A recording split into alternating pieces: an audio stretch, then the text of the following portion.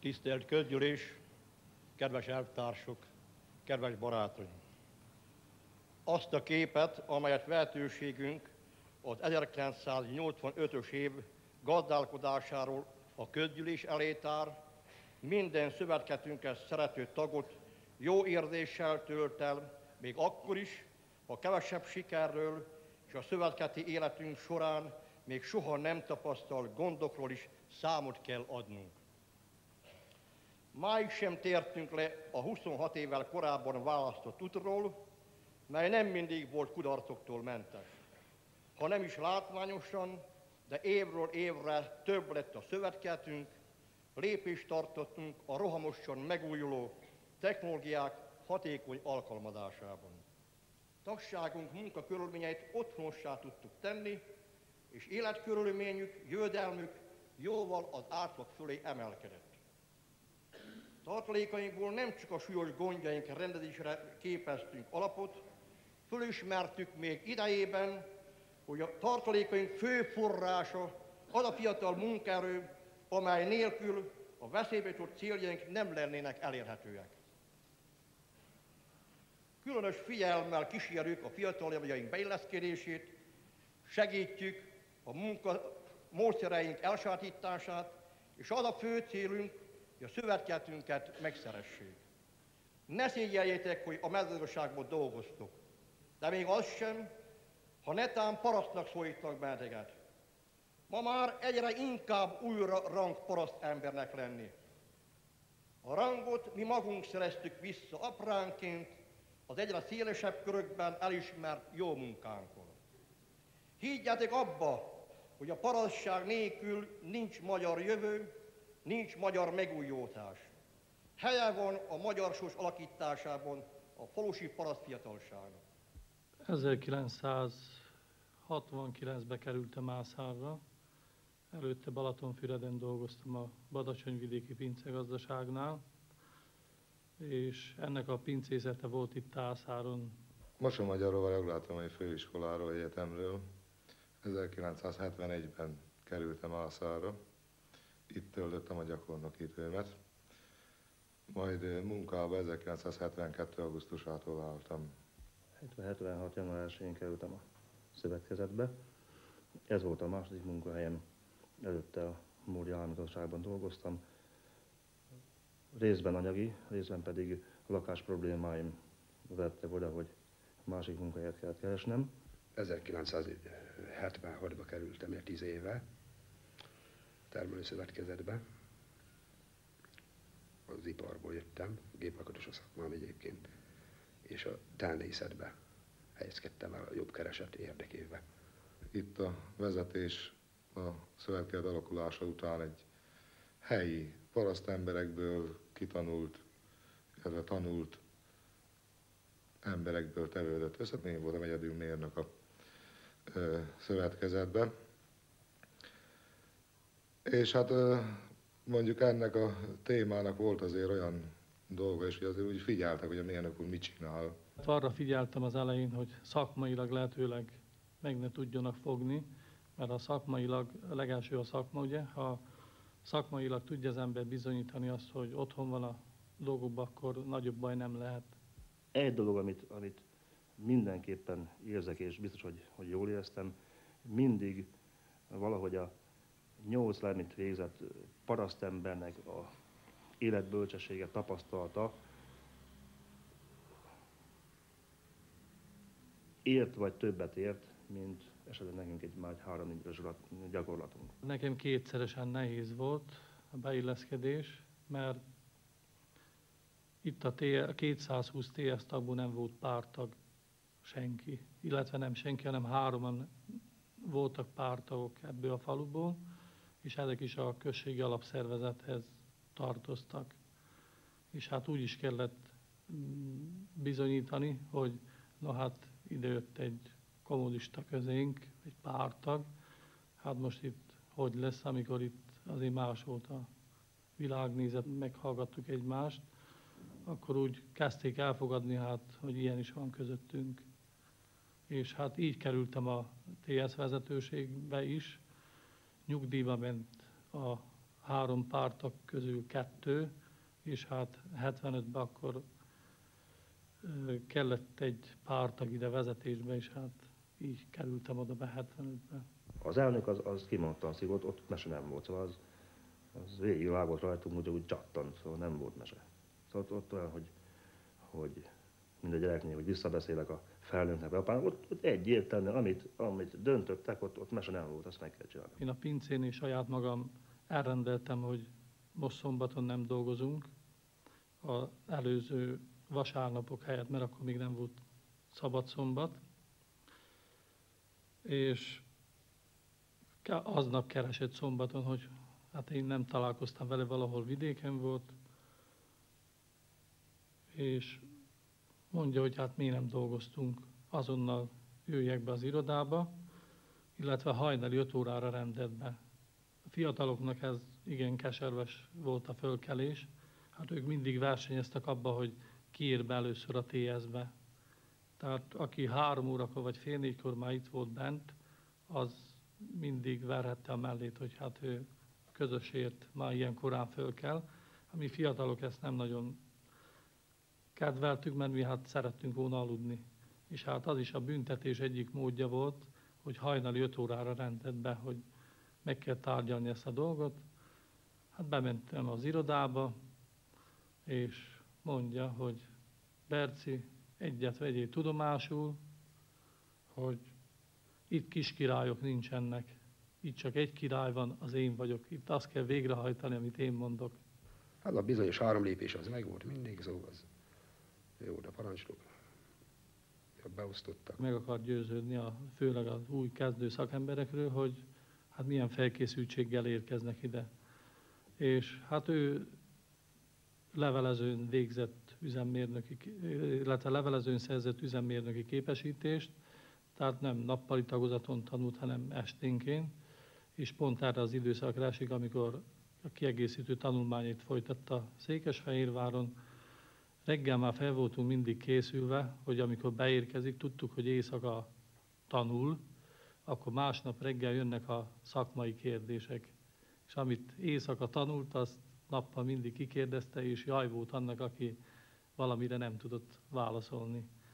Úgyhogy így nagyon hamar meggyőződött arról, hogy lesz ebből az emberből vezető. Illetve itt még csak a szakmai képességekre volt kíváncsi, de gyakran megcsinálta azt is, hogy a mérnök urakat, ugye így hívták ők maguk között a bevándorlókat, mert mi végeredményben akkor még el nem fogadtak, addig bevándorlók voltunk, elküldte a Mázsaházba, és ott volt a kezdőiskola. Például szület idején, ugye lovaskocsikkal szállítottuk be a szőlőt a urasági hegyoldalból, és hát a mérnök úr beült oda a Mázsaházba, lealacsonyítónak tartott ezt a munkát, nem mérnöki feladat, ott dühöngött, és őnek az irodája itt a sarkon volt, a régi épületben, és oda látott a Mázsára. És figyelte, hogy milyen munka folyik ott. Hát a parasztemberek sokszor rafináltabbak voltak, mint a mérnök úr, aki bent ült a Mázsaházba, ugye mert a lónak a 2 hátsó farát is rámérték ugye a szőlőbe, és hát ő tudta gyakorlatból, hogy hány szüretelő dolgozott aznap, hány mázsaszőlőt szedtek le, bement a mérnök úrhoz, és akkor megnézte, hogy hány mázsaszőlő van, és akkor már látta is, hogy a lófara is benn van itt ebbe a mennyiségbe. Hát erre mondta, hogy hát édesfiam, te még nem vagy igazi vezető, mert vezető akkor leszel, hogyha túljársz ezeknek az eszén. Mindenkor elfogadtam az utasításait, és nem csalódtam, mert úgy láttam, hogy nagyon is tesz a fiatalokért. Összefogott bennünket, szóval maga köré gyűjtött. Értelmesen foglalkozott velünk. Akinek a munkájával meg voltak elégedve, azt befogadják, aki nem az elment innen a faluból, vagy máshogy kereste a boldogulást, de ez igen szigorú mércével lett mérve, ugyanis a TS is magas szinten gazdálkodott, és nem tűrhette el azt, hogy itt hanyag-trehány munkából valaki pénzhez jusson. Ez mindenkinek a érdeke volt a tagság is és a vezetése is. Eltelt 12 év, mire generációváltás lezajlott. Ez úgy fokozatosan mindig egy-két fiatallal több-több épült be. Az öregek és a fiatalok között így ütközésig elmenő, felszíni jelenség megnyilvánuló nagy nézet eltérések nem voltak, és szóval olyan kemény vitákat nem váltottak ezek ki, vagy problematikus helyzeteket nem eredményeztek. A kisebb összezördülések, vagy kisebb viták mindenképpen voltak a nemzedékváltás, vagy a generációváltás során.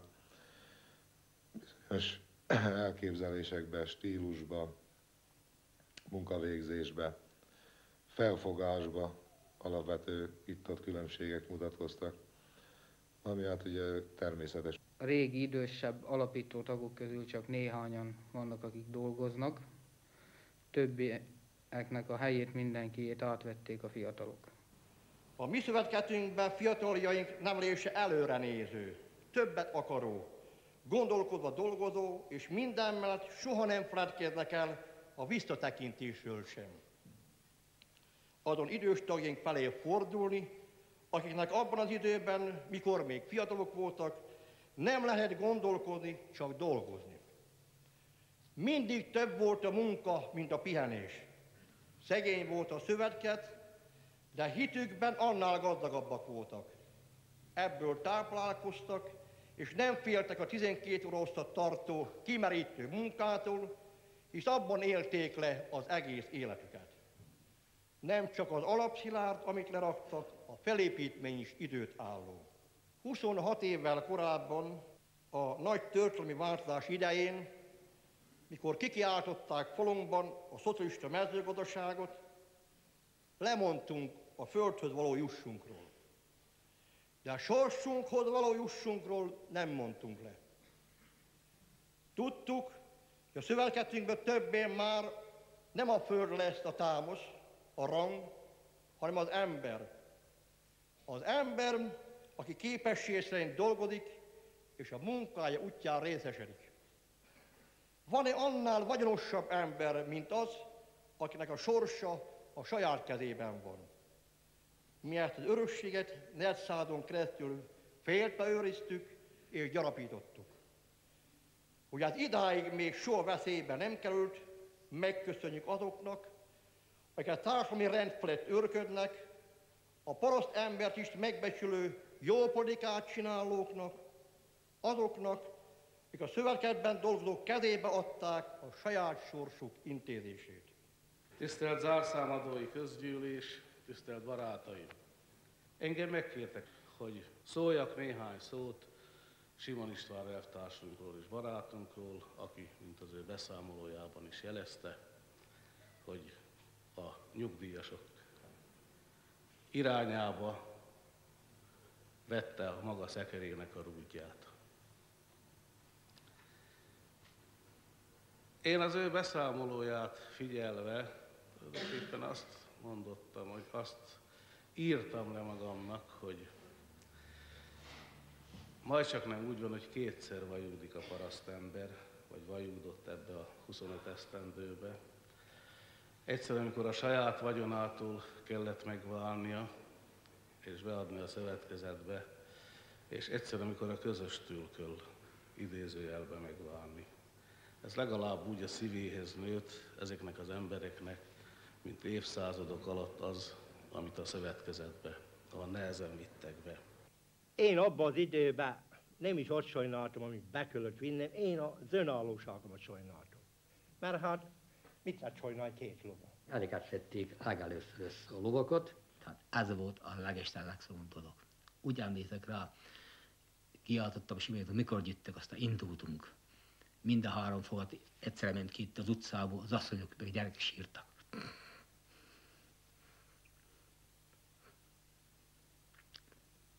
Ez volt a legnehezebb dolog, higgyék el.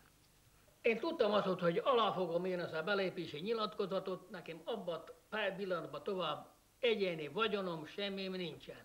Elviszik az ingóságomon, nem az ingóságon, csak a bútoromon kívül, mert elvitték az ekét, elvitték a fogost, elvitték a hengert, elvitték a szekeret, elvitték a szérszámot, egyből egy aláírása nekem mindentől meg kellett válnom, azt is, amit az őseimtől örökültem. Olyan paripáim voltak itt az udvarba, kérem, hogy azt el sem tudják képzelni. És tudtam azt, hogy most aláírom, hónap után már viszik őket. Tudtuk azt, hogy egy aláírásra minden el van adva. Mégpedig nagyon olcsóért. Hát ezzel is tisztában voltunk. Mint volt nálunk ugye egy parasztbácsi, ugye, aláírta a jobb kezével, és a bal kezével megvárta a jobb kezét. Úgy büntette meg, hogy te miért írtad alá. 2 lovat vittem be állatállományból, azt hiszem egy tehénmentel, meg 2 borjú. Akkor hát egy kicsit el is adtunk az állományból, mire ez bekövetkezett. Elvitték a lovakat, nekem is volt egy szép 2 gyönyörű fiatal lovam, fél éve egy tiszta, úgy gyönyörű szérszámok, új kocsi, hát szóval, de másnál is hasonlóan. Ez egy kicsit fájó voltam aztán, amikor oda lett vele állva, aztán megmondták, ennyi lesz érte, mikor a vásárba 40-szeres lett volna érte. Nekem a lovakat mondjuk 6000 forintba vették föl, alattak én nekem papírt, 6000 forint egy ló, 5000 forint a kocsi, 4000 forint a szérszám. Nálam 2 ló volt, meg nem tudom én, 2-3 szarvas marha. Én tőlem 2 ló ment el, még aztán egy tehén, az ment el, igen, az ment el. Ugye nem sok altam volt nekem, nem, ez ment el. Igen. Ez ugye olyan dolog, még most valakit elvinnik az autót, tetszik érteni. Nincs rá szükség, már úgycsak luxus, elviszik az autót, aztán majd valószínűleg adunk érte valami, tetszik érteni. Aztán nem kellett kimenni többet már az istálóba, megnézni, hogy a jószágnál nincs valami baj. Ezeket is el kellett vinnünk a közösbe, ezeket is összevontuk, és az én számomra a tragédia nem is talán éppen, főképpen az volt, hogy magamért is vinnem kellett elsőként. Sorra ott a paraszt kollégáimért, a paraszt testvérek, végtelen nagy szeretettel, akik ölelgették utoljára az állatokat, a tehet, a lovokat, a csikót, úgy búcsúztak tőle, mint talán sírva mellett nem szoktak így búcsúzni az emberek. Ezt végignézni, azt hiszem, és ezt visszaforgatni, soha nem lehet, csak azoknak az érzelmet tud visszaforogni, akiket átélték, akik ebben benne voltunk. Bevittem egy tehenet, meg aztán borgyút, ha máskor nem volt nekem, azt vittem be csak. Meg a főlet, ugye azt a 3 főlet betűnt. 8 volt fődje volt a feleségemnek, aztán meg hát azért 1200 szőlőt adtam át, 600 meg megmaradt, mint háztály szőlőt. A háztályi terület az mindjárt alakulás után mindenki megkapta. Ugye volt itt már úgynevezett proletárdülő, ottan az első világháború után osztották ki azokat a földeket, mindenkinek volt ott 1 hord földe a falu lakosai közül, majdnem mindenkinek. Hát nekem is ottan volt 1 hord földem, benne 400-500 négyszögös szőlő, az volt az én háztály. Valami kis háztály, gazdaság. Mégis maradt, amitől én nem tudtam megszabadulni, elszakadni, hát hisz, amit végső fokon igazán magaménak tartottam, örömmel gyűjtem haza, hisz hát valamiképpen mindig hiányzott én nekem azok az örömök, azok az élmények, amelyet én annak idején, hát magángazdálkodás koromban valamiképpen hozzájutottam. 25-26 évvel ezelőtt vitatkoztunk őszinte meggyőződéssel, és egy kicsit számításból is. Tudta azt a falu, és mi is, hogy ha te belépsz, mások is követni fognak. De a döntés jogát akkor is fenntartottad magadnak. Te döntöttél a belépéskor, az elnöki tisztség elvállalásakor, és most a nyugdíjba vonuláskor is. Szuverén ember voltál mindig, a magad gazdája, de egyben elkötelezett ember is. Megőrizted hűségedet a parassághoz, sorstársaidhoz, a hazáját szerető magyar ember maradtál. Szószólója lettél a faludnak és a megyének, képviselői mandátummal és annélkül is. Jászai Maria művészetével, te pedig a szövetkezeti gazdálkodással való hozzáértéseddel hoztál dicsőséget ennek a falunak. Ha Jászai Mari élne, ő Kossuth díjat hozna a falunak, te állami díjat hoztál ide. Tudtál lenni Tiborc, de ha kellett, bánk is.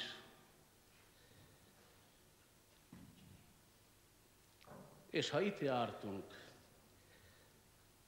a belépési nyilatkozat kitöltésekor, itt a helyünk az elköszönéskor is. Most mi kívánunk neked hosszú, boldog, nyugdíjas éveket. Múljanak, szálljanak, és hadd menjenek az évek. Azoknak az a dolguk, az a rendeltetésük. De te szakadj el ezektől, és maradj örökké fiatal, legyél sokáig Ászár, a megye, és mindannyiunk Simon Istvánja. És ha már itt tartok, hadd szóljak arról is, hogy tudja azt a mi politikai bizottságunk, hogy nyugdíjba vonulsz. Kádár elvtárs engem megkért, hogy az ő szavaival hadd mondja meg a maga barátjának, hogy én is üdvözlöm, szívélyes jó kívánságaimat küldöm, hosszú, boldog, nyugdíjas életet kívánok neki. És te, amikor elköszöntél a nyugdíjasoktól, mindegyiknek kijárt egy szegfű. Engedd meg, hogy ezt a szegfűt én is átadjam neked.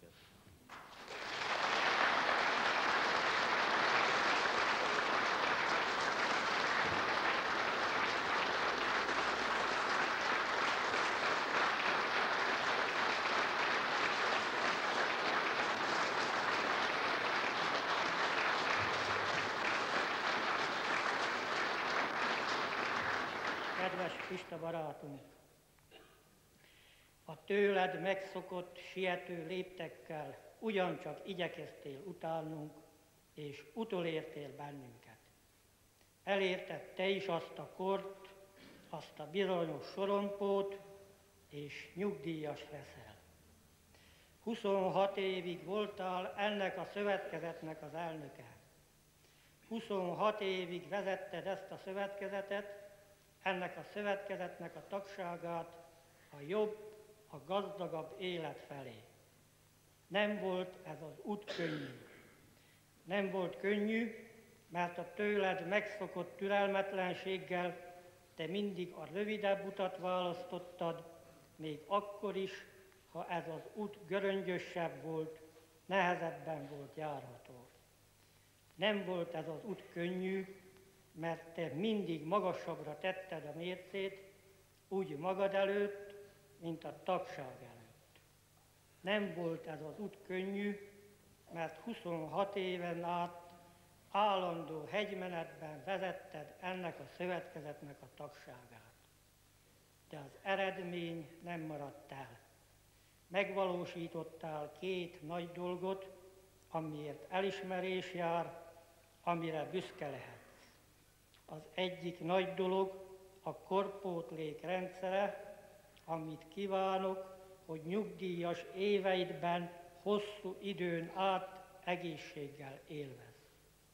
A másik nagy dolog, hogy az ország mintegy 1300 szövetkezetéből ez a szövetkezet gazdasági mutatóival a 16. helyen áll.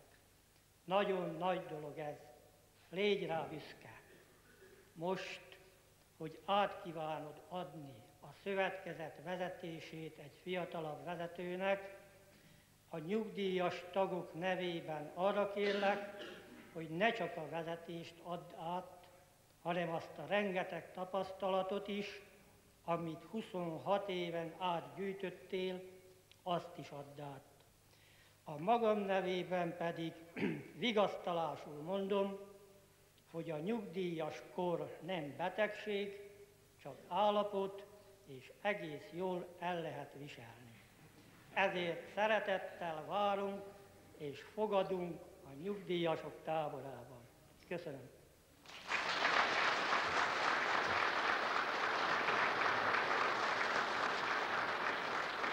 Csak a meghatottság hangján fog szólni, és megköszönni Avasi Ferenc elvtársnak, barátomnak, Kovács János elvtársnak és barátomnak az elismerő szavait.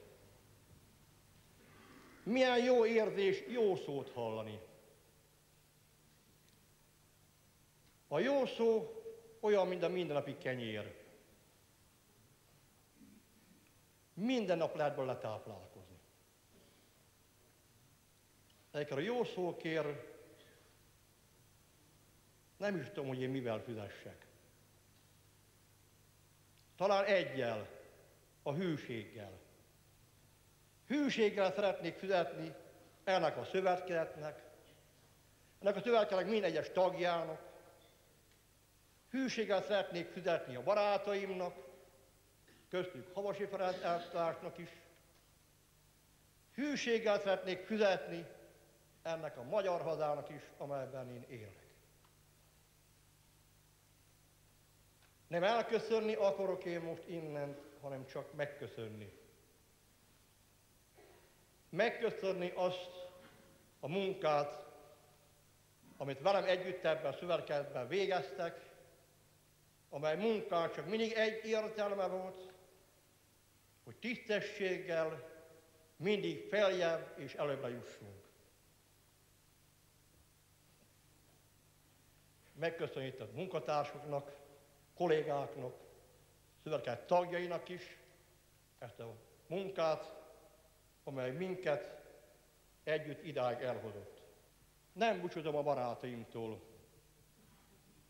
Továbbra is az a szál, ami bennünket összeköt, ezt én erősíteni szeretném.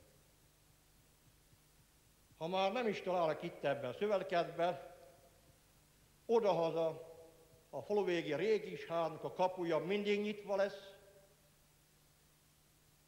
Szeretettel fordít mindenkit.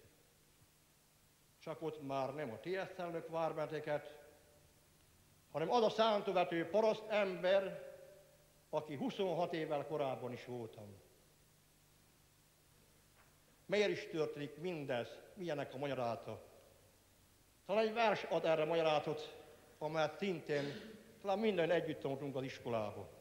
Akkor nekünk, fiataloknak ez a vers más értelmet adott. Most időskorban mink, megint másképp értelmezzük magunknak. Megkondult az estéli harangszó, elfáradt már a lovas és a ló. Hazamegyek, ölébe vont dajkám, és altató nóta hangzik az ajkán. És én hallgatom, fél álomba vagyok már. Cserebogár, sárga cserebogár.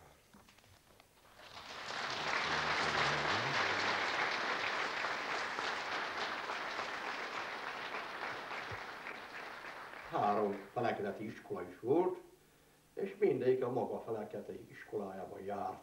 Én csak akkor mentem iskolába, amikor más levedette a lábbelét. Addig nem mentem, mert azután mentem iskolába. Amikor lehetett, mentem. A szülőknek nem volt más lehetőségük. Akkor, hogy a gyerekekkel foglalkoznak, hogy 4-5 gyerekkel, hogy ki hogy tudja reszkét. Egy lehetőség volt, ha megtudták, hogy nem tanultunk, akkor bennünket jól elnadrágoltak. Hát nem a legjobbak közé tartoztunk, megmondom ugye, mi van, mert együtt volt, mindenféle jóba, rosszba együtt voltunk. Egy esetet talán el is tudnak mesélni. Nem tudom, hogy láttak-e már ilyent abban az időben. Voltak ezek a gabona rosták, most szelektornak mondják, de az a kézzel kellett hajtani. Hát ugye ez minden háznál volt, azt mondhatnám, egy ilyen gabonarosta, És hát, mint gyerekek, ugye elkezdtük hajtani, próbáltuk különböző formákba, széjjal meghajtatni, madzaggal meghajtatni, többen hajtottuk egy karral. És hát mindenféle gyerekek ugye próbáltuk, két fogaskerék összeforgott, és akközé ilyen kukoricakórót, meg nárat, azt törettük. Hát én voltam az első, először raktam oda én ezt a kukoricakórót, nádot, aztán mindjárt oda is vitte az ujjam, ezt mindjárt levitte félig az ujjamat. Hát ugye nagyba szaladtam haza, nem volt otthon más, mint a nagymama. Mutatom neki, hogy mi van, először lehúzott két nagy pofont, aztán utána bement a szobába, hasított egy darab ilyen fehér gyógycsot, bekötötte az ujjamat, kiültem a ház elé a padra, nem ültem ottan 2-3 percig, egyszer csak a Pista barátom fut, az is ugyanonnan, mert hát együtt voltunk, annak meg a középső ujját ugyancsak így levitte a fogaskerék. Elkezdtem futni, de nem is hazafelé, hanem volt itt a faluban egy ménes, és hát annak volt ilyen felcser szakmával rendelkező idősebb bácsi, Barnya Mihály bácsinak hívták. Oda elszaladtam, aki mindjárt bekötötte az ujjamat, és mondja, ugye nem volt át egy gyerek oda-haza. Mondom, nem, na az, hogy már másképp kaptál volna, az, hogy az ujjad el is van törve, az, hogy meg a körmön is széjjel ment, majd meggyógyul. Hát én szépen tűrtem is azt, hogy ő ezt a sebet jó tinturával bekente, ami rettentő fájdalom volt, és talán úgy éreztem, hogy ez a fájdalom kisebb annál, mint ugyan minket meg szoktak verni az ilyen rosszaságunkért. Be voltunk fogva mindig a ház körüli munkákba. Szüleink hát kinn a földeken dolgoztak, akkor nekünk itthon az állatoknál vagy etetni, ha tudtuk, vagy pedig előkészíteni az állatok részére az eleséget. 8-9 éves korban már ugye aktívan részt kellett venni a nagy munkába, a nyári aratásba, ahol kötlet kellett terítenünk, ez már egy komoly munka volt, és egy kötélterítési munkára akkor fizettek ugye 50 kiló gabonát, ami hát egy gyereknek az éves szükségletének az 50%-át ki is tette. Amikor lecsípülték a buzát, vagy az árpát, akármit, akkor a pejvával együtt ugye összekotolták, azt oda tették mellé a rostát, utána éjjel meg hajnalban még kirostálták. Egynek hajtani kell rostát, egynek elkotolni előle, mert másképp nem lehetett csinálni. Az értetőt ott oldották meg, hogy én 5-6 éves koromban már a rostogaratjába ültem hajnalban, aztán én értettem azt a bizonyos hocsiágot, hogy megtisztuljon az a magazat, szállítható legyen az a termény. Mielőtt a szüleink elmentek hazról ki a határba munkára, mindig meghagyták azt a kis részt, amit nekünk el kellett végezni. Tehát már ilyen kötelesség tudatra is neveltek bennünket. Egy kicsikét a munkára is neveltek bennünket, a felelősségre, aztán arra, hogy képesek vagyunk ezt a munkát, mint önállóan ellátni, egy kis önállósági gyakorlatra is szert tudtunk tenni, amit talán nem is vettünk mi se észre, talán a szüleink se csinálták ezt tudatosan, hanem a mindennapi élet ezt így sodorta, ezt így hozta, és ennek ilyennek kellett lenni, mert az akkori falusi élet az másképp nem zajlódhatott. Utána azt, hogy kimaradtunk 12 éves korunkból iskolában, ott kellett járni 3 év ismétlőt. De az ismétlő már csak olyan volt, ugye egy héten egyszer szoktunk menni. Kimaradtam az iskolából, mi volt? Kezembe adták a kapát, aztán kellett mennem a többivel. Ha egy kicsit elmaradtam, kisegítettek, aztán csinálni kellett tovább. Akkor már emberszámok kellett dolgozni. Kezembe adták az emberek ugye a kaszát. Hát, mikor először kaszáltam, te jó Isten, azt mondtam, hogy másnap nem tudok fölkelni.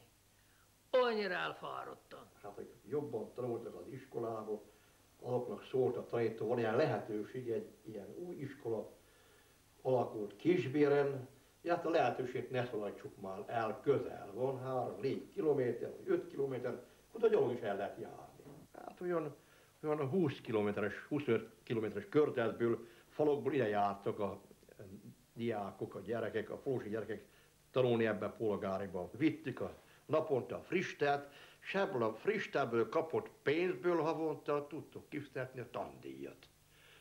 Hogyha valahol ebből a tejpénzzel valamelyik helyen késtek, nem tudták megadni, akkor ebből probléma volt, mert az iskolában havi 8 pengő tandíjat nem tudtuk kifizetni. Itt is a rend volt, hogy a tandíjnak a határideje 8-áig volt, úgyhogy valaki 10-én nem fizette be, akkor már az iskolából elbocsátották. Ez is egy izgalom volt, nem csak a diák számára, hanem a szülő számára. És hisz már ugye első után már minden nap idehoz a mondogat, hogy a tandíjat vinni kell, aztán már 7-e felé már sírva mented, mondtuk idehoza, ha tandíjat nem viszük, akkor kizárnak bennünket.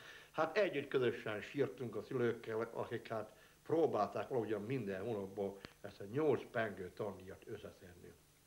Hát aztán ez egy óriási felelősséget diktált mindannyiunkba. Tudtuk azt, hogy ilyen keservesen összegyűjtött 8 pengőkért nagy felelősséggel kell lenni az iskolában.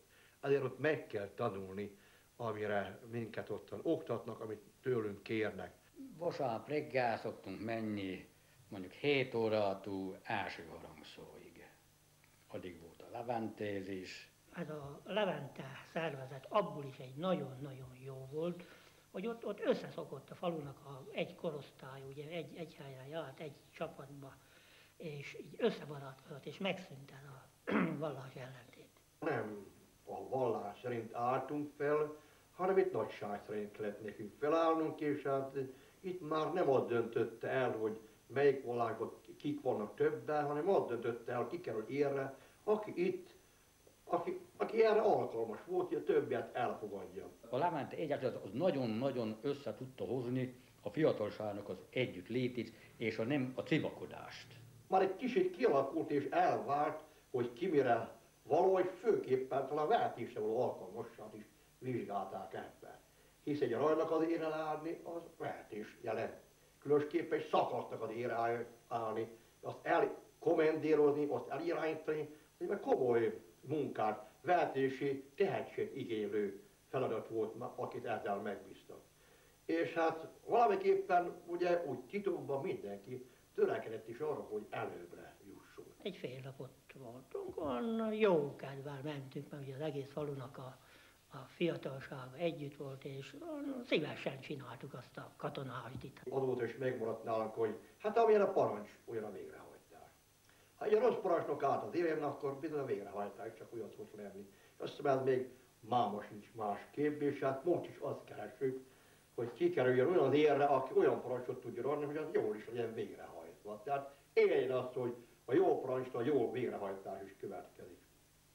Hát én magam is egy ilyen szakasznak az élre kerültem, és hát azt dirigáltam végig, ameddig hát a Levente intézmény tartott 1944 végéig. Az én megítélésem szerint akkor a kornak megfelelően ez egy jó intézmény volt. Bár máma lenne, nem az, de hasonló. Megtanítottak bennünket arra, hogy tisztelnünk kell szüleinket, vehetőinket, embertársainkat tisztelnünk kell.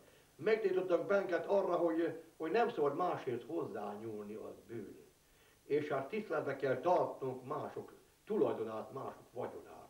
Minden reggel el kellett mennünk a templomban, ott a templomban be voltunk kusztva, kinek kell műstrálni, aztán ki az, aki fújtat majd az orgonánál. Vasárnap mindig elmentünk el a templomba, akkor templom után egy oroszlát kiértékeltük a heti dolgot, politikát, meg gazdasági dolgokat. Itt ebben a körben felállni kellett, vizsgálnunk kellett.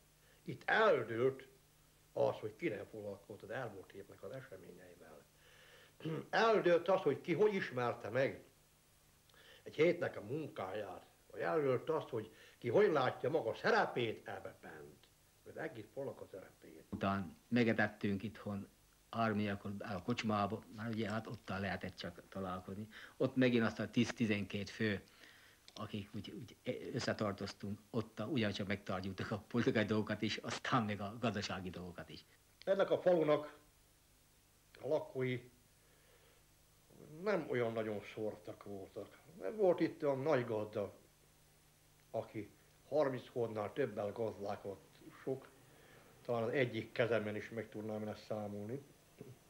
Inkább a nagyobbik része az középparaszt volt, és zsellér emberek voltak, És hát ugye a Follak az egy harmada körülbelül, az nincstelen proletár volt. Itt volt viszonylag munka lehetőség.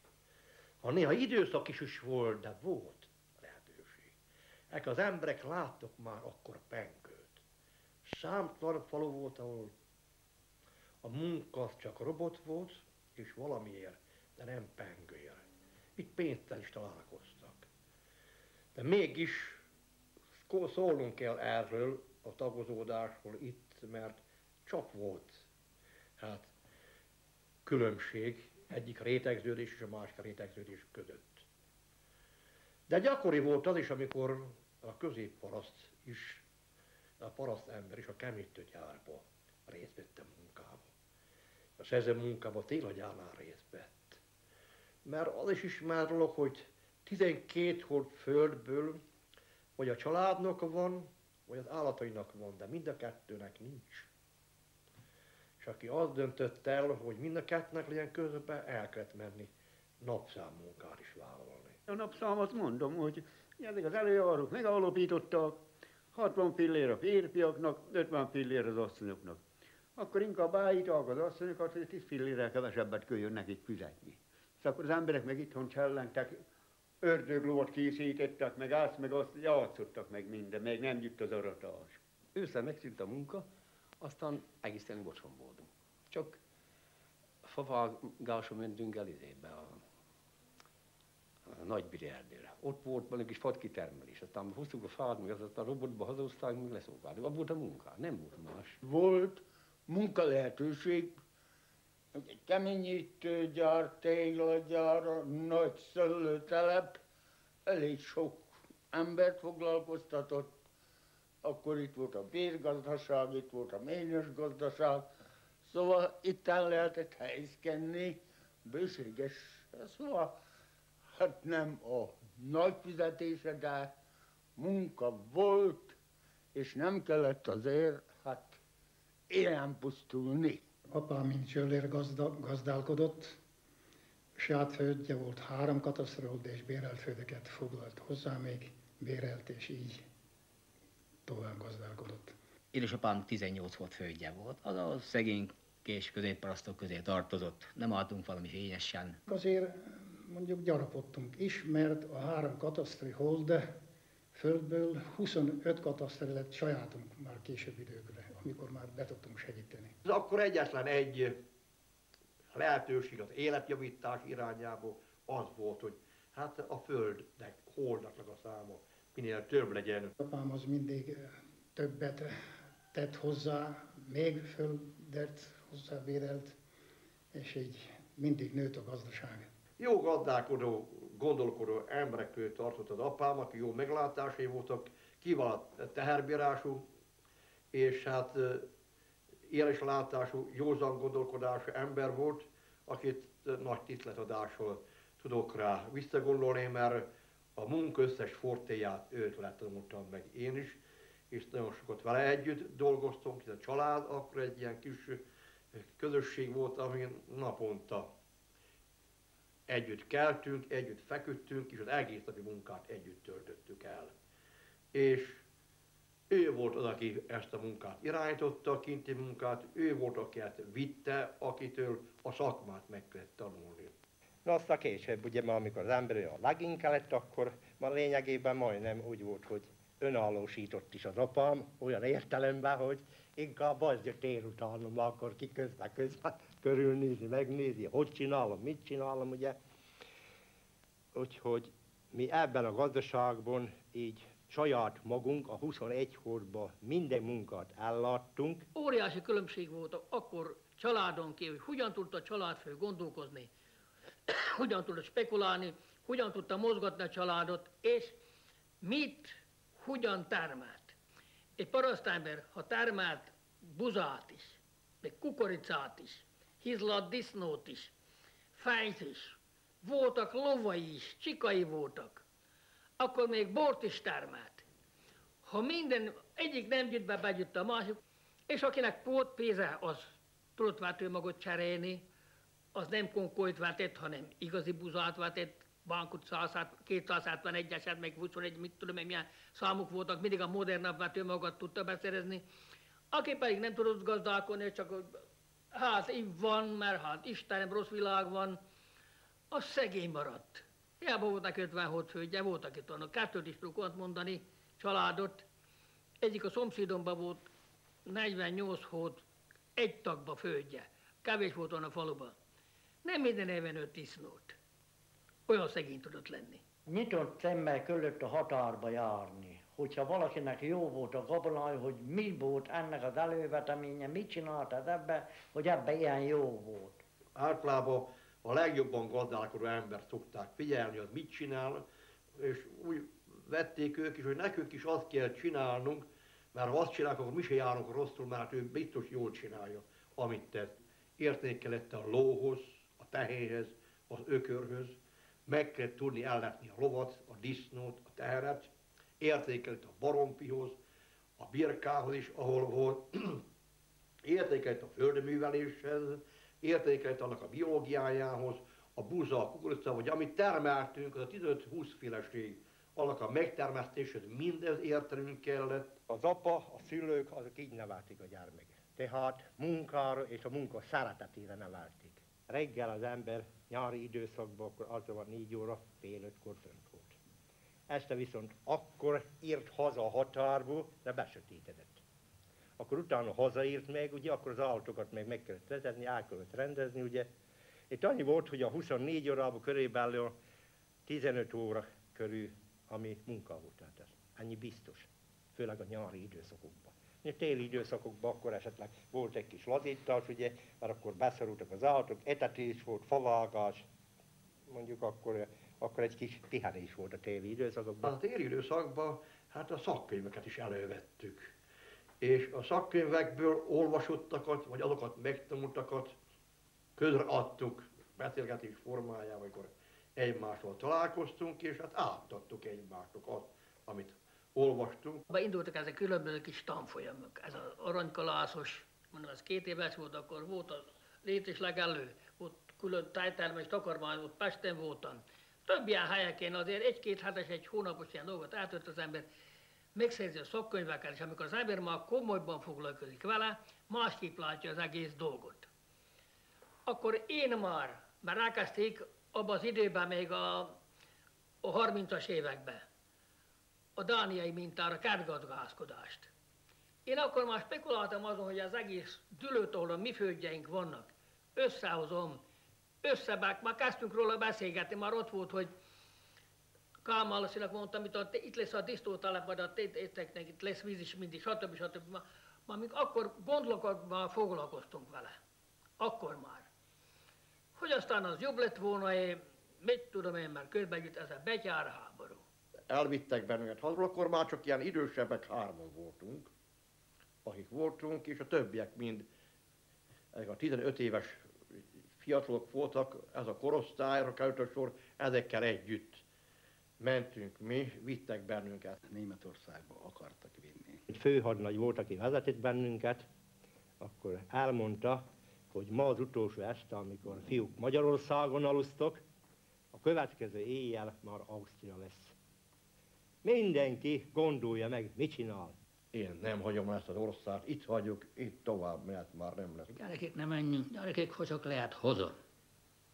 Hát úgy is lett.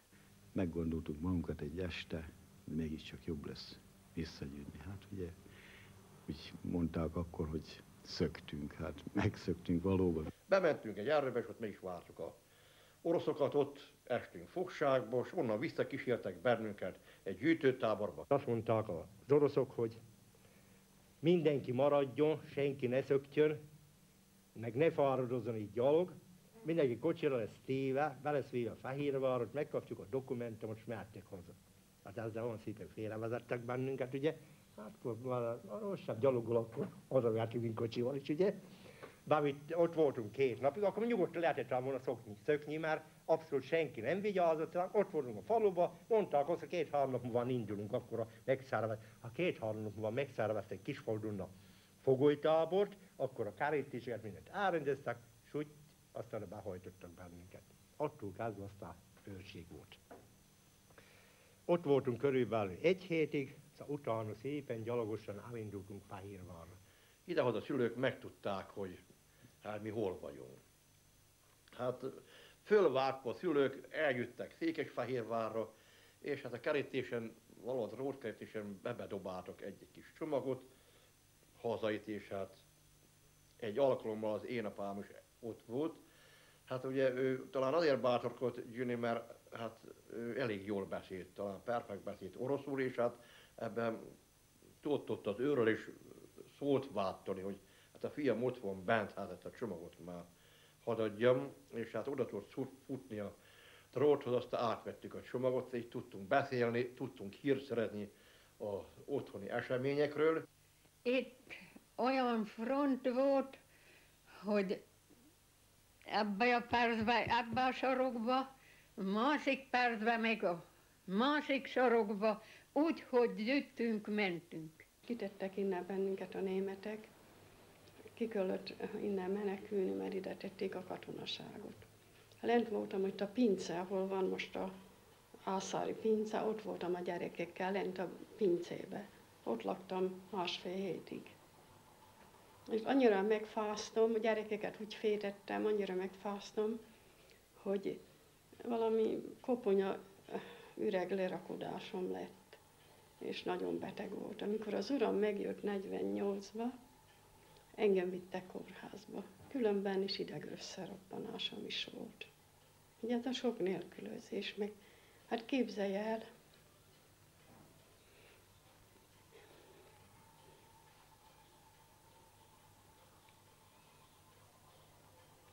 egyedül voltam itt kint, háború alatt, 2 apró kis gyerekkel.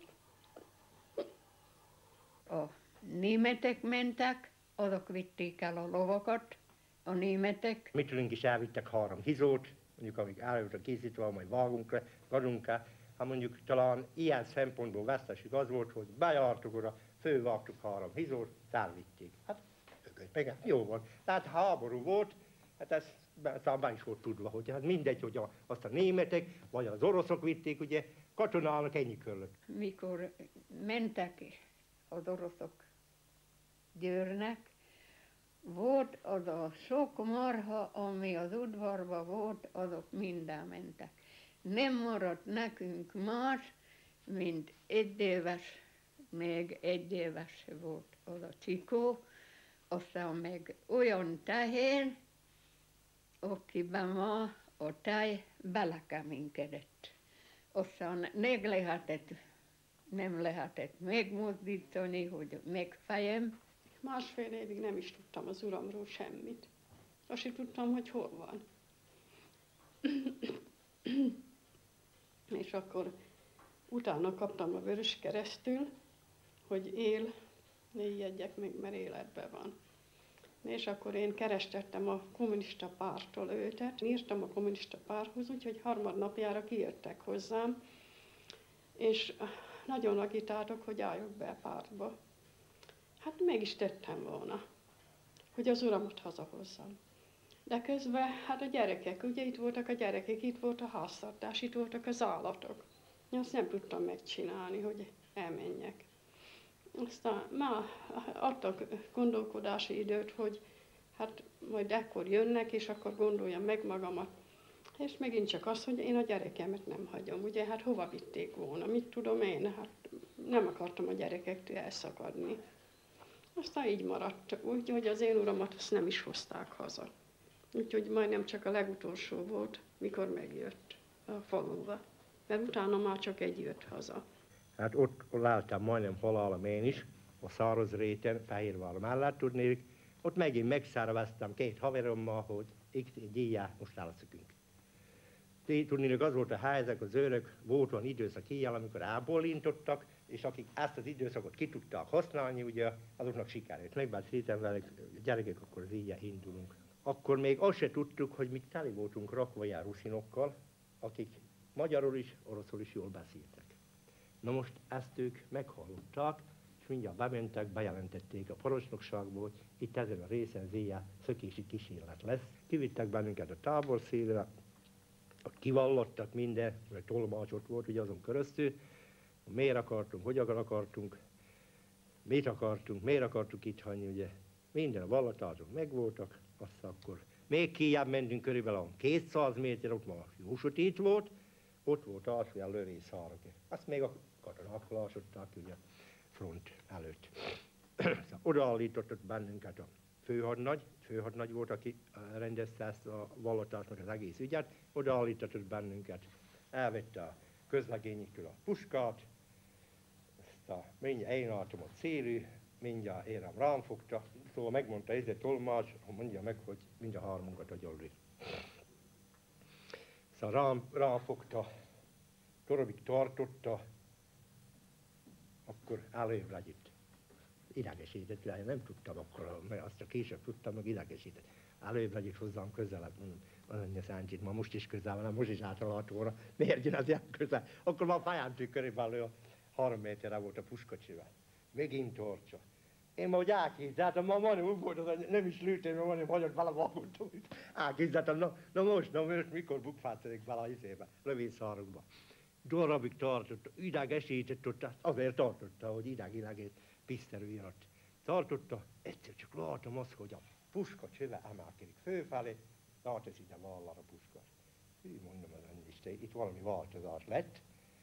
Aztán mondja a tolmásnak, hogy mondja meg nekik, hogy az a propaganda, amit az orosz katonákra elhíreztelnek, hogy ezek ördögök, meg zsiványok, mondja meg nekik, hogy lássák, aztán majd hazakerülnek, hirdessék azt, hogy a szovjet embernek is van szíve.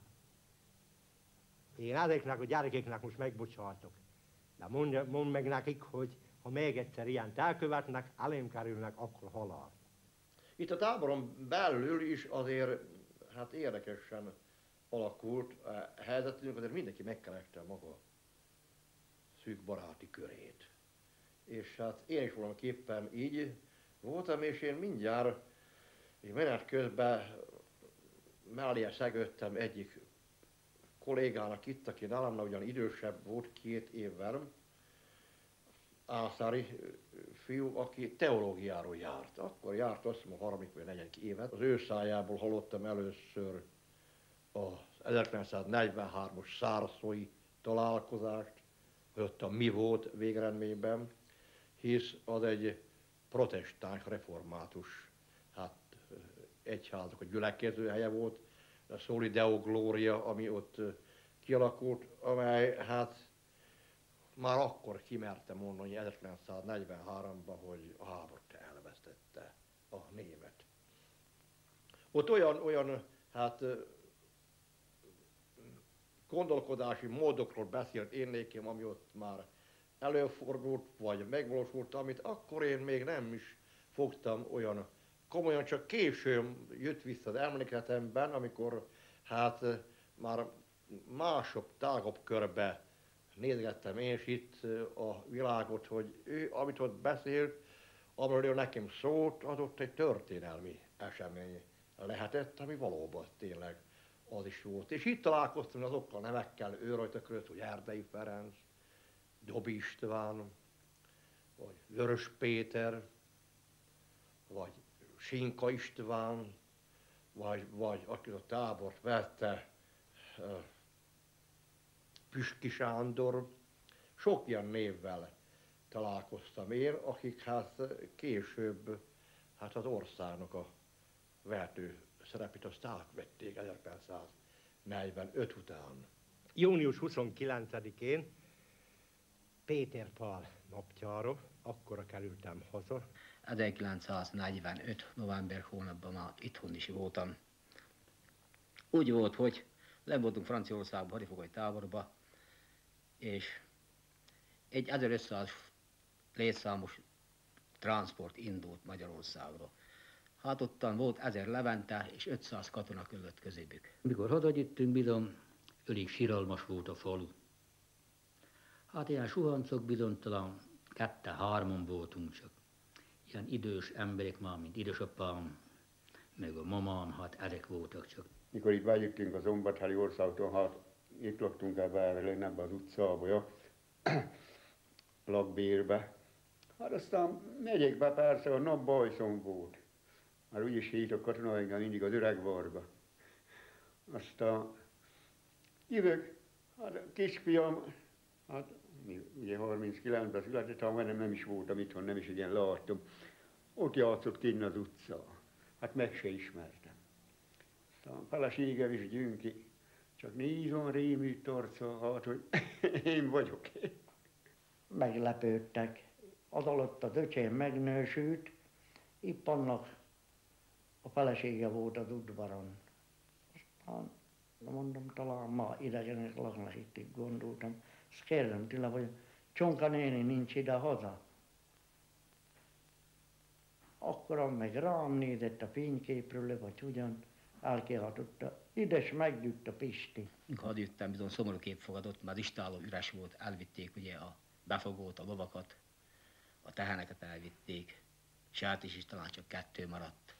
De azért volt egy nagy akaraterő, ambíció, ami biztatott bennünket arra, hogy itt, ha most már hozzáfogunk a munkához, csak nem lesz háború, aztán majd csak hervergődünk, és szebb és boldogabb jövőt tudunk biztosítani, mint előtte volt. Maradt egy hát és kis Csikó is, mikor hazajöttem, ugye mentek az oroszok, ugye a Csikóval nem lehet itt a háborúban játszani. Itt maradt talán, ha lehetett egy hát is. Aztán mi legyen vele, azt édesanyámmal ezértük, fejgettük, ma akkor itthon voltam, amikor ez a Csikó volt. Aztán megfejtük a tánát, rászoktattuk a Csikót, azt a kis pár napos Csikót, főneveltük tehéntejjel. Akkor cukoricát tudott hazahozni, mert többet nem bírta, mert Csikó volt.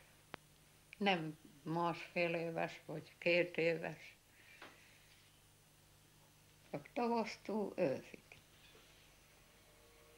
De ha eszembe jut, sírni tudok rajta, hogy az a kis Csikó, mikor elfáradt, nyerített. A volt a panasz. Aztán megsimogattuk, megtapogattuk, aztán akkor sóhajtott, ugye hogyan az ő esze gondolta. Aztán mikor mondtuk neki, mi is volt, Sárga.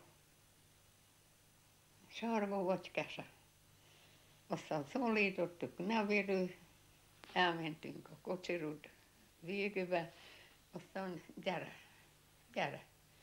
Aztán oda gyűjt, minden esetre kenyér, vagy korpa, vagy a dara, vagy ami volt. Ha az volt nyart, egy kicsiket, akkor megint mentünk. De mikor aztán odaértünk, hogy na most már ha befordulunk haza, akkor megint nyerített.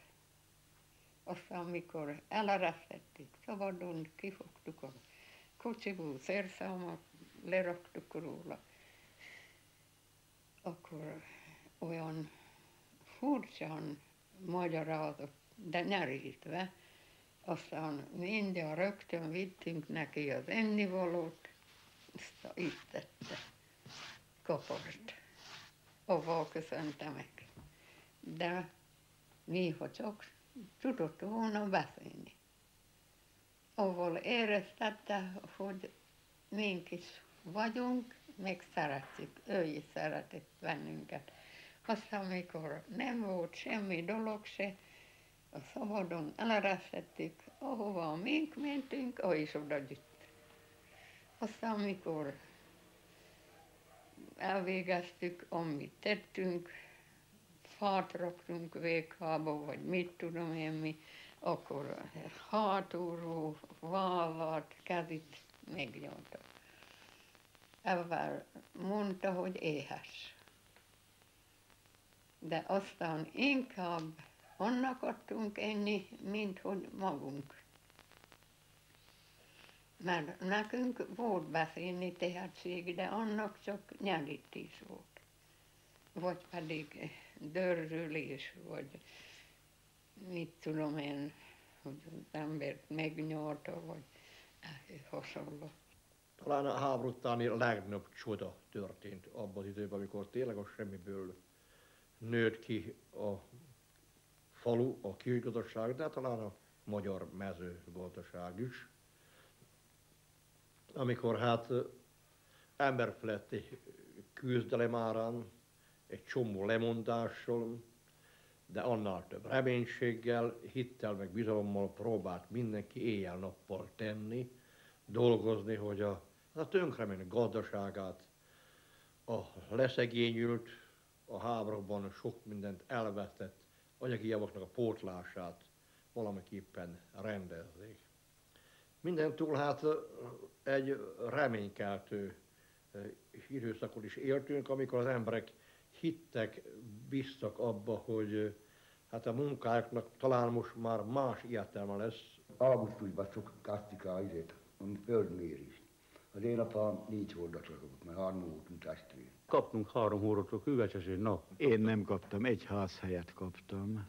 Földet nem kaptam, azt az apám kapott, azt hiszem 4 holdat. Kaptunk 6 hold földet, meg 1200 szőlőt. Én nem is voltam itthon akkor, ugye, amikor azt ugye a földeket kiosztottak. Aztán a feleségem mondta, hogy hon kaptunk földet. Hát mondjuk az uralom idejében ab volt a legrosszabb föld. Mert úgy, hogy az csak 3,5 arany koronás volt. Aztán, hogy a földet elosztották, akkor megint csak mi volt? Minden nélkülözés, mert marhák nem voltak.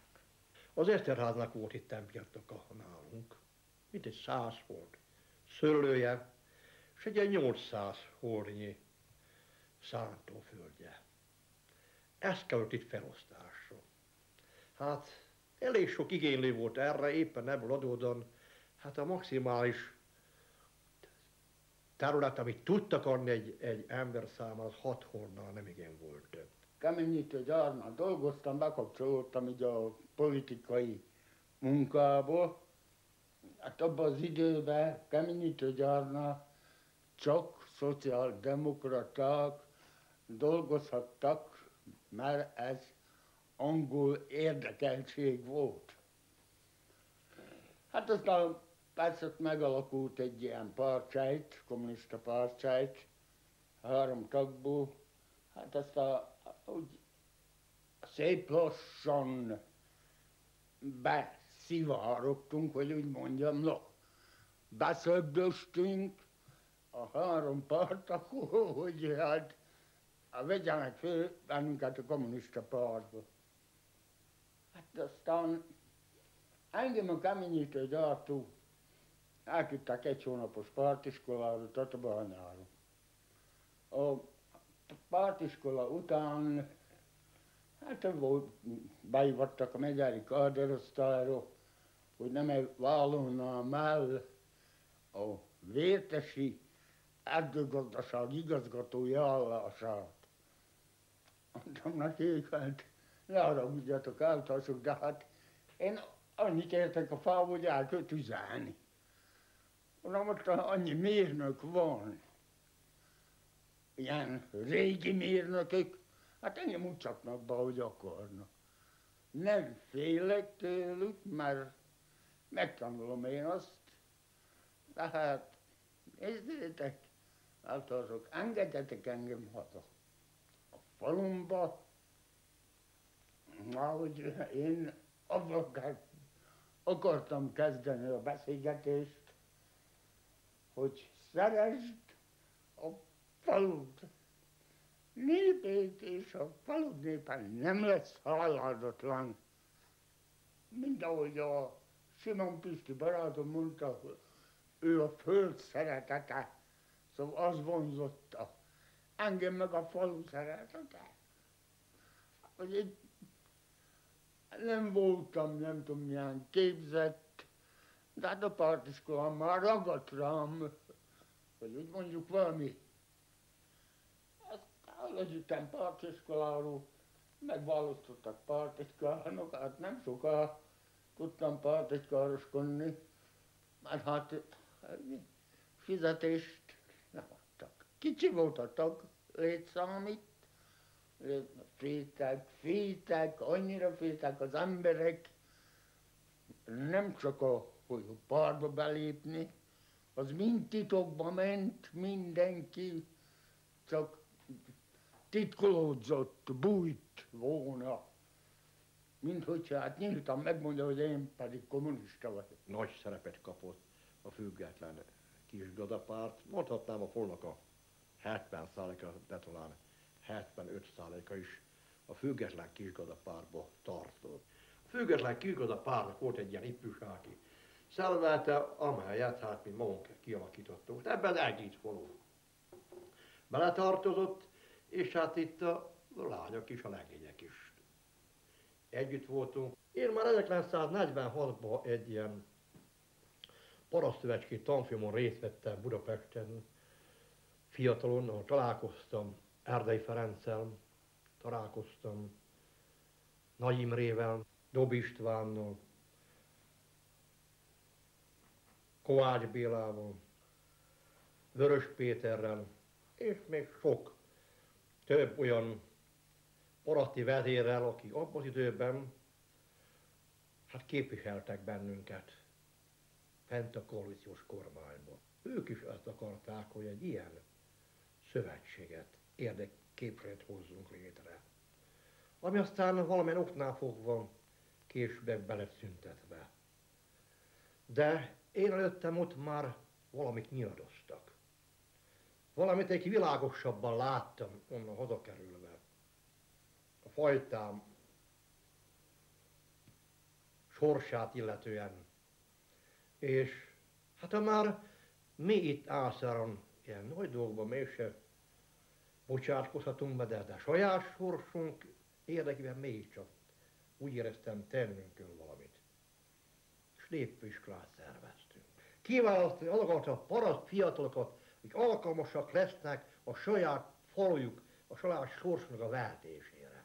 Tanítókat felkértük, aztán olyan idősebb paraszt embereket, akik már valamilyen gazdasági iskolát végettek, akik már közösségi életben részt vettek, akik tapasztalattal rendelkeztek, és tudták azt, hogy mi az, amire nekünk szükségünk van, mi hiányzik. Még bentlakásos lehetőséget is kialakítottunk. 4-5 más faluból itt lévő fiatal is volt. És nem csak azért lett nagy hír ennek a népfőiskolának, hogy egyedülállóan mi szerveztük, hanem azért is, ennek mondani valója is volt. Úgy érzem, hogy mindenki több lett azután, mikor ezt befejeztük. Próbáltuk önállóságra nevelni itt a fiatalokat. Köztük magunkat is. Programot csináltunk, terveztünk, és a programban szereplőként kellett részt vennünk. Előadást kellett tartanunk. Saját munkatároztuk meg, hogy ki, mikor, milyen előadást. És egy kis versengés is. Hát ki hogy tud előadni? Hát ott nem csak mi voltunk fiatalok, ott a körülöttünk lévő falusi leányok is ott voltak, akik előtt bizony egyen előadás, vizsgatétel is volt. Közben bekerültünk az előjáróságba. Tehát bekerültünk a tanácsi szervekbe. Aztán a pártok váltésébe bekerültünk. Hát jó magam is már 1949-ben már független kisgazdapártnak az elnöke voltam.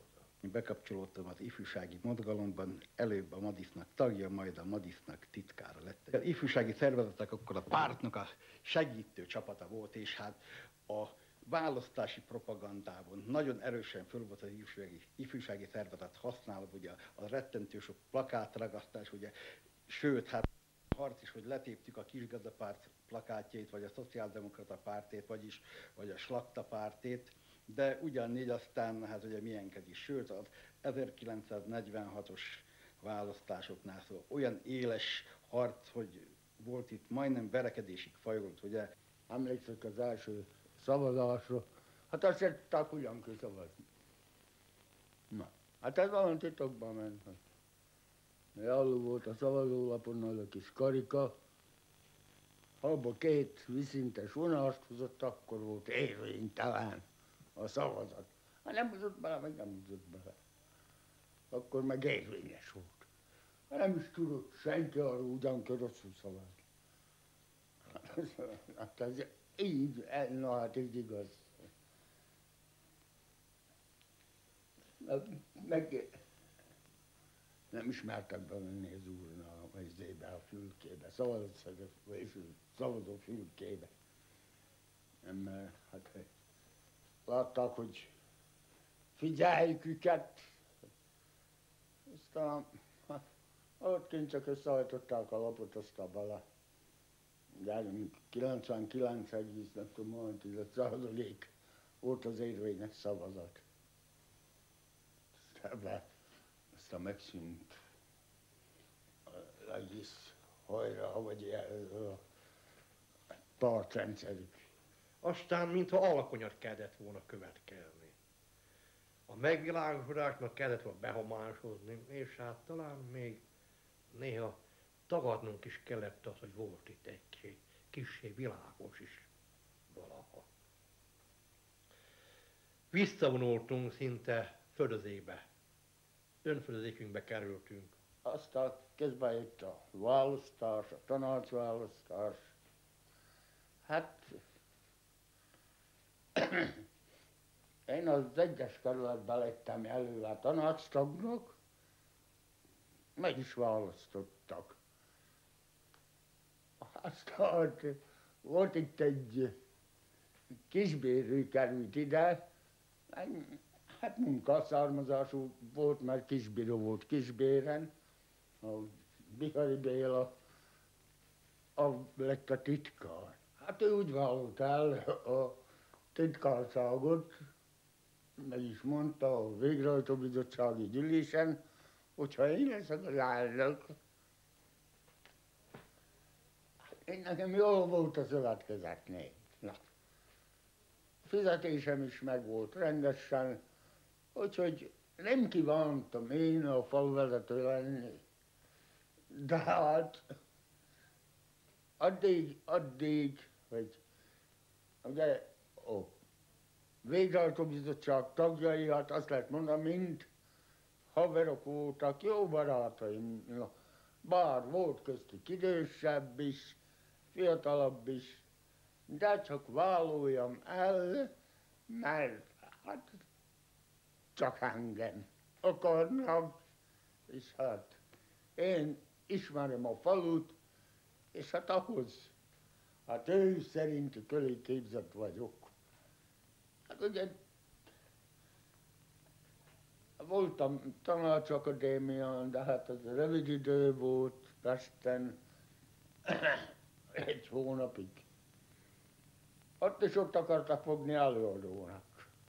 Mert hát Magyar Pártiskola, Szövetkezetvezetői Képzőiskola, meg még tudom, micsodák összegyűjtek, hát azért mondjuk a képzettség már megvolt, és hát én magánúton a honvédségnél, a Horthy honvédségnél elvégeztem 2 polgárit, sajnos többet nem tudtam, mert ki kellett, engem is kivezényeltek, mind a többit.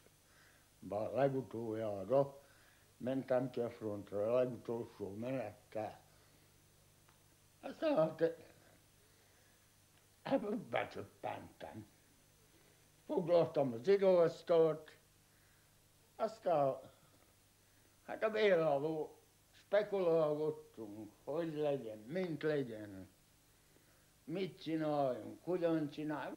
Mikor én a tanácshoz kerültem, és a megyei tanács elnökénél voltam bent, azt kérde én tőlem, hogy tudom, mi az a népfront.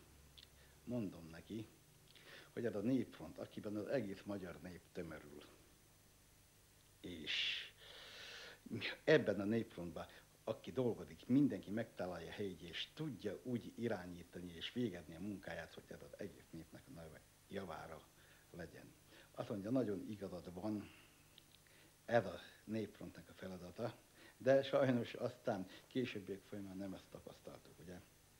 Nagyon keményen meg kellett dolgozni, és az akkori politikát minden áron végre kellett hajtani.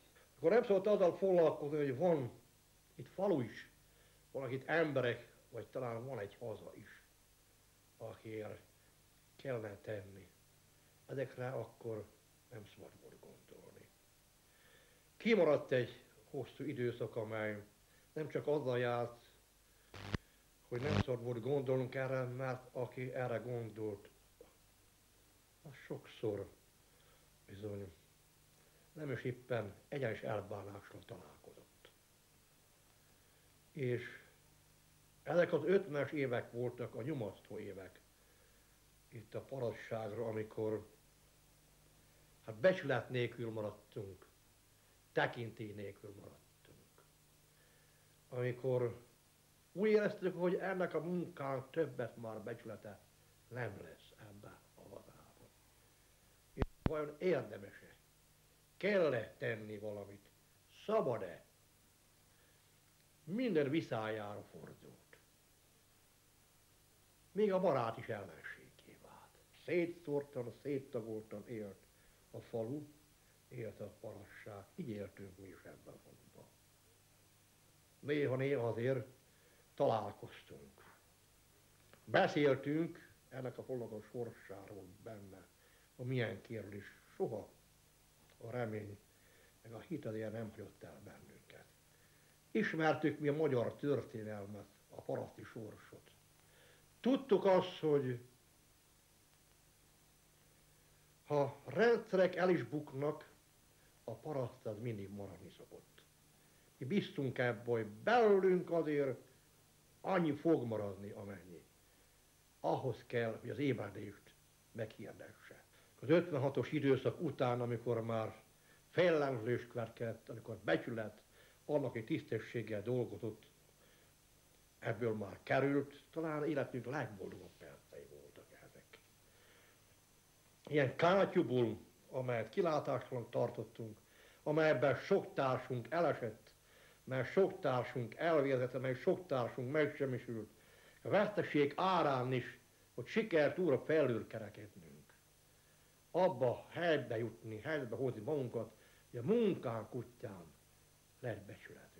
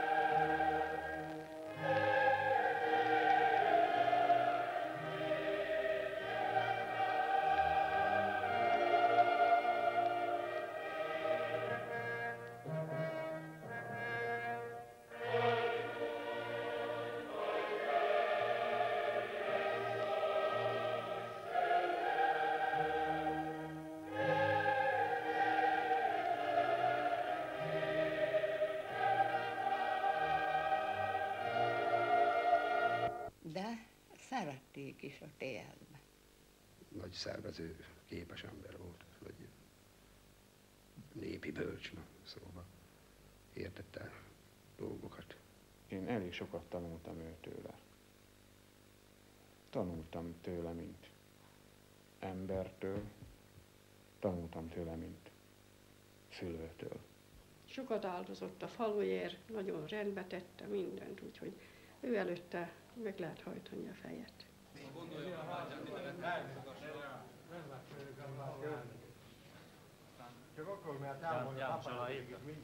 Akkor majd tessék befáradni, jó? Aki aláírt, az menjen be, mert Kumont is lesz János.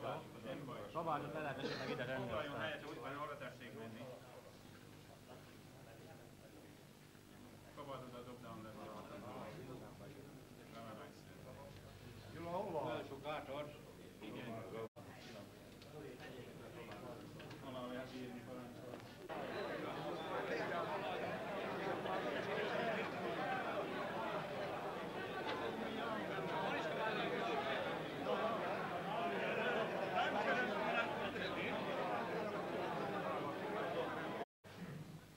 alig néhány nap telt el szövetkezetünk életében, amikor is lezajlott az egyik legjelentősebb eseményünk, a zárszámadás, és már is újra együtt vagyunk, jövőnk, sorsunk meghatározása véget.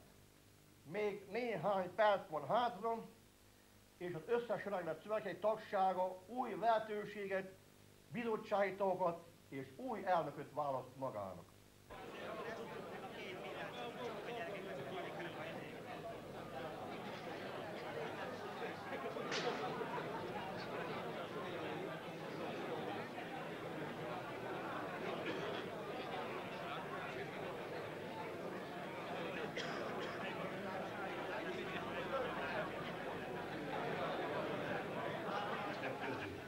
A szavazatokat összeszámoltuk, és a következőket állapítottuk meg.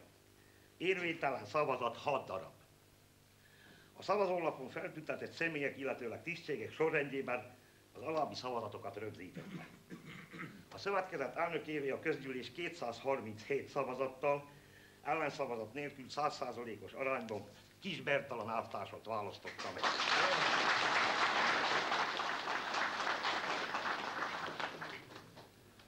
A szövetkezet elnök helyettesévé a közgyűlés 237 szavazattal, ellenszavazat nélkül 100%-os arányban Bőr Gyula elvtársat választott. Tisztelt közgyűlés! Az újraválasztott vezetőség és a magam nevébe szeretném megköszönni a bizalmukat. A nagyra becsült elődeink által elért eredményeket és hagyományokat szeretnénk tovább folytatni és megőrizni.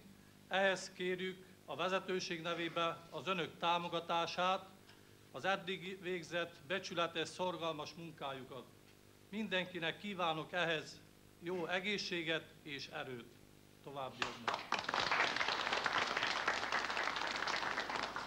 Nem vártuk, hogy az elnökünk elmegy nyugdíjba, hiszen tele volt életerővel, elképzelésekkel, és hát erre nem számítottunk, hogy ilyen hirtelen itt változás következik be, habár ő mondta, hogy amikor letelik az ideje, akkor ő elmegy. Nem úgy akart elmenni, azt mondja, mint a régen a parasztok, mert úgy ott még a nagypapa élt, annak a nevén volt a föld, stb. Ugye minden azt mondott meg, mit lehet csinálni. Amikor már az öreg nem tudott dolgozni, akkor a gyerek vette át a gazdaságot, és hát az gazdálkodott.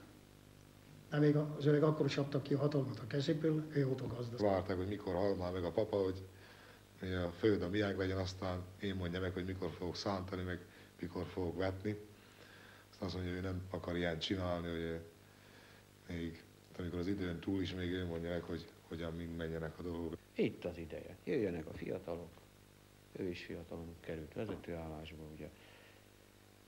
Őrá ne nézzen senki, úgyhogy most, hát az öreg most mit akar. Azzal számoltam, hogy legfeljebb 15 évi munka után itt elnök helyettesi funkciót tölthetek be. Ez tetszett volna nekem, és a másik esélyes, ha belülről beszélünk, akkor az a főagronómus volt, a Bőr Gyula, akinek nagyobb áttekintése volt ide a gazdálkodásra. Ő nem vállalt ezt a egyes számú elnöki helyet, és hát, hogy mégis belülről legyen megoldva ez az állás, hát így én elvállaltam. Az elnöki funkció az egy éles forma, egy éles stílus. Valaki vagy szereti azt, és akkor akarja csinálni, vagy nem szereti, tehát akkor ne is vállalja. És én nem szeretem az elnöki életformát. Most elvan Donetszke, és mi magunknak szurkolunk, de azt hiszem, hogy valaki ellenünk szurkol. 25 évig állt a szövetkezet élén. Egy hihetetlen munkabírású ember, és olyan kapcsolatokat épített ki, ugye 25 év során, ami mondjuk az ügyek gördülékenysége szempontjából biztos, hogy előnyt jelentett a szövetkezetnek. Ha mi ezt nem tudjuk, akkor már pedig nem tudjuk, akkor itt gondok lesznek. Tehát a tagság az azt nézi, hogy tavaly kaptunk 20% nyereséget.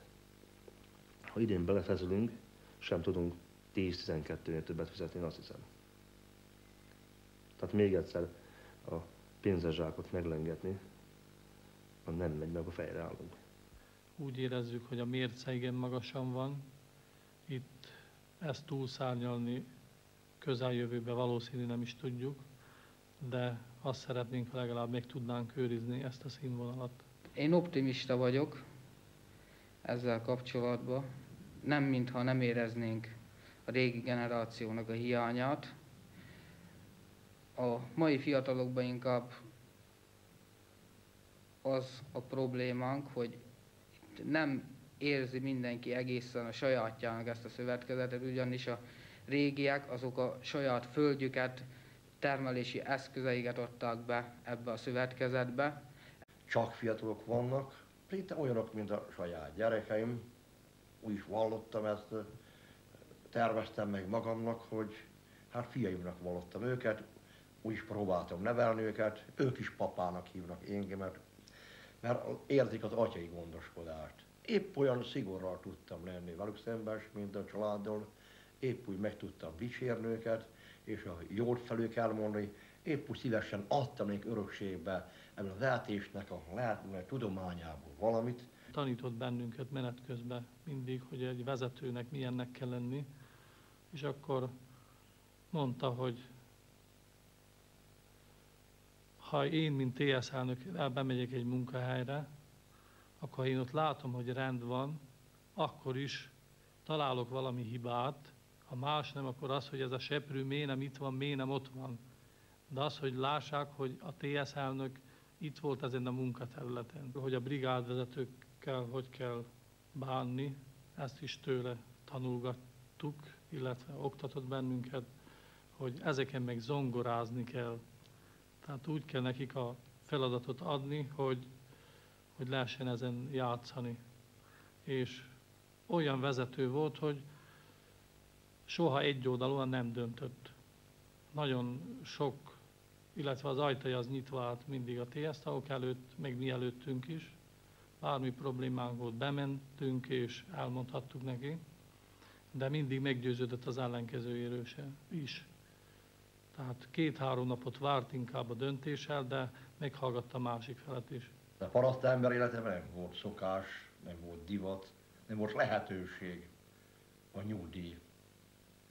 Nem is álmodtunk mi arról, hogy parasztember nyugdíjat kaphasson. Addig lehet dolgozni, ameddig az életét valaki be nem fejezte. Én felkészültem, várom a nyugdíjazást. Szelepítettem szőlőt, van 3 családom, minden 3-nak lepítettem fél hord szőlőt. Magamnak is van fél hord szőlőm, van mit tevékenykedni. Ezek már termők, és ezek a tőkékkel lehet beszélgetni.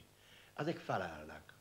Hogyha én nem úgy bánok velük, ahogyan kell, ők is válaszolnak azon, hogy nem teremnek. Gondolok, amik itt jelenkeznek a szőlőnél, ez szórakoztató, de egyben valami nemes dolog is, hisz azért arra teremtődtünk, hogy alkossunk is. Olyan dolgokkal, mivel talán nem is tudom, hogy miért kell foglalkozni, vagy ilyet olvasni egy paraszt embernek. Miért is kell nekem Titus Liviusszal foglalkozni, vagy Marcus Aureliusszal foglalkozni, vagy én nem tudom, hát talán itt a magyar íróink, akkor Vörös Péter, Féja Géza. Miért kell fél éjjel égni a villanynak, mondja a feleségem, miért kell mindig neked olvasni, mi szükség van neked arra, kifizet néked ezért, hát szóval egyszerűen több lesz őt, ha itt olvasgatsz. De én úgy érzem, hogy erre igen, az szükség van. Nem csak azért, hogy az én nekem kötelességszerűen fel kell ébredni, inkább olyan típusú vagyok, aki a kevés alváshoz vagyok hozzászokva. Ezt igen, az szükség van. Nem csak azért, hogy az én nekem kötelességszerűen fel kell ébredni, inkább olyan típusú vagyok, aki a kevés alváshoz vagyok hozzászokva. Ezt talán mondhatnám, hogy fai öröklődés.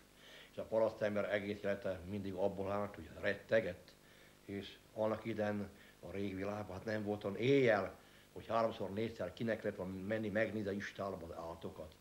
Az egész alvás az olyan rettegés volt, hogy nyúl az mindig ugrások készen, és zörejt hallottunk, akkor gyorsan ki megnézni, nincs-e baj. És az összes értékünk, a vagyonunk ott volt abban a másik helységben. Kényszerítette odajukat, hogy belépjenek. El voltak maradva az adó, el voltak maradva a beszolgáltatások. Átörölünk minden beszolgáltatást, minden terhet, akkor ha belépsz a cégedbe.